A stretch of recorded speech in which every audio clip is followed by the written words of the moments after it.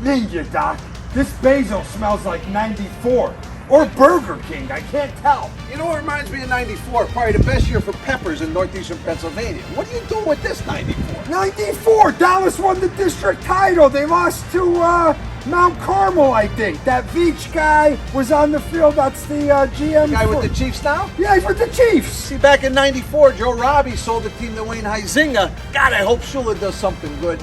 You know what? In 94, I remember John Mendola being on the field for that game. I was a water boy. How many years is that? He started in 94? I'm telling you, 94.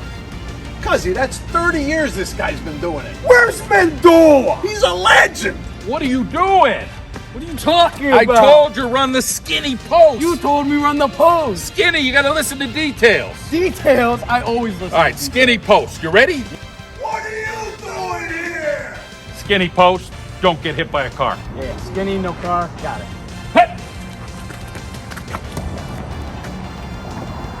Close, you were close. You're liking the skinny post? Skinny post was perfect. What are you doing here? That wasn't a skinny post, that was a slant. That wasn't a pass either. If that was Marino, he would have dropped a dime on this kid in 94. 94, where Dallas won the district championship. Tell you what else happened in 94. This legend started his show. 30 years later, still the face and voice of high school football. Couldn't be more proud of the guy. Love hanging out with the Garden Goodbyes. You guys coming back for picks in October? Absolutely. Sure. Let's do it.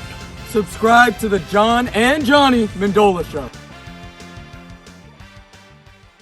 Rich Mannello with us here in the John Mendola Show. Coach, last year went as good as it was going to get. A little bang-up injury on your part. You kind of slid under there. God bless you with that arm.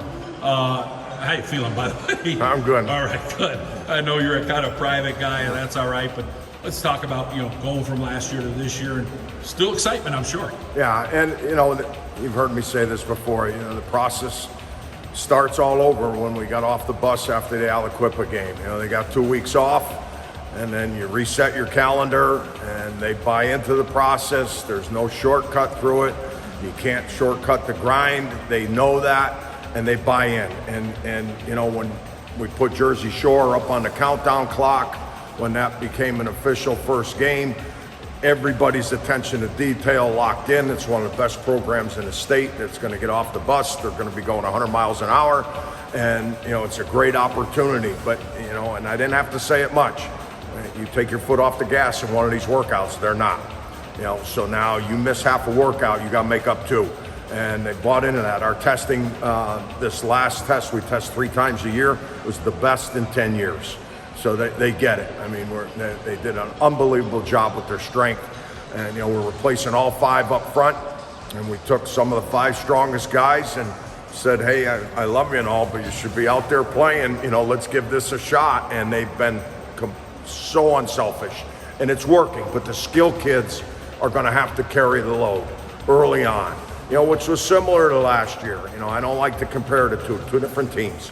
And we're developing our personality now. But the skilled kids are going to have to carry, as those linemen up front just log minutes, underneath the lights.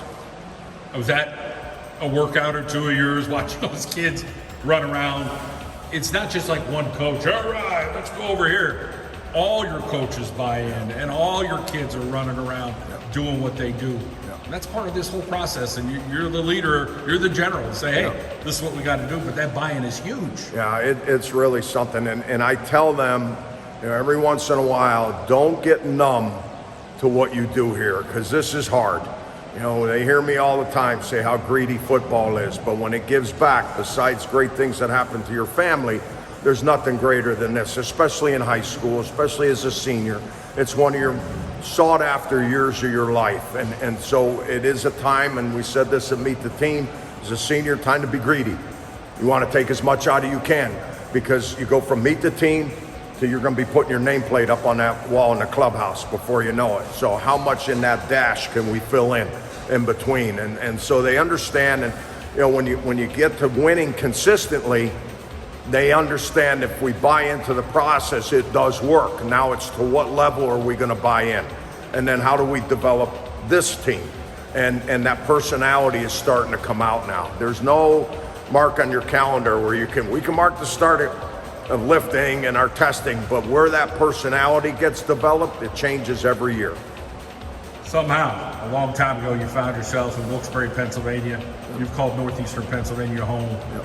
You go from a college coach to a high school coach. But there was some time in between where you're out there as just some dad. Hey, give me $2 to park. Yep. I remember seeing your face. Yep. You were never too proud. Like, listen, this is where I'm at right now. Yep. I did head football coach in Dallas for some time. Talk a little bit about, still loving it and still having that passion. There's people that are a lot smarter than me that would say if your profession defines you, that's probably not a good thing. I'll disagree with that. When you're a football coach, it's in your bones, it's in your blood. And when I was out of it for a couple of years, the thing that I missed the most, was the kids, and the grind. And I've got an incredible, great team that has taken me in at Diamond. We talk about that all the time. You talk about teams and, led by Dave Simpson and Brent Montross. You walk through that plant and you could feel it. And it is a team. And so I'm fortunate to be part of two great programs and two great teams.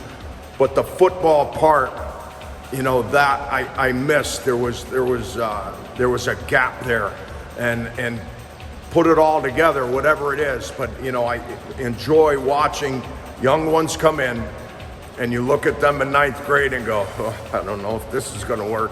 And then little by little, when they buy into the process, and then the light bulb goes off, and then they become accountable to themselves, then they become accountable to each other, then you got something.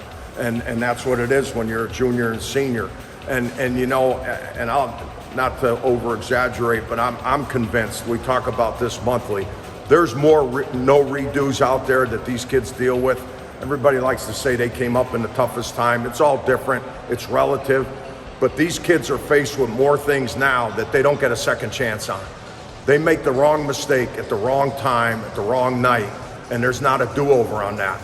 So what we do in education right now in the halls of these buildings, whether we're teaching biology or teaching goal line defense, it's critical because we got a chance to have an impact on them and help prepare them for the next level.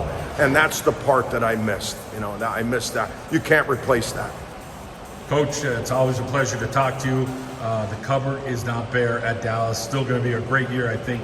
You guys are going to work hard and find out who you are early in the season. Go get it. Thank you. Appreciate it.